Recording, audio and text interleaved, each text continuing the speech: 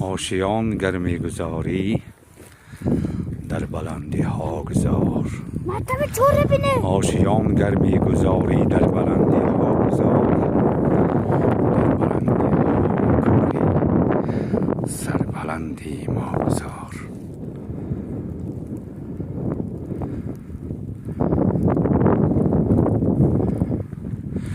آسمان گر در گنبدی سبزش جای دهد، آشیان فکر و اندیش آنجا گذار.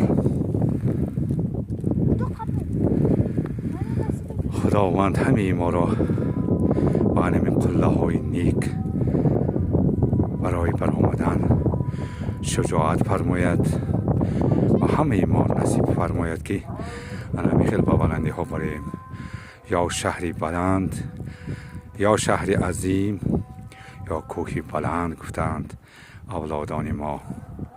در زیر این بیت نهایت حکمتی بزرگی نهان است.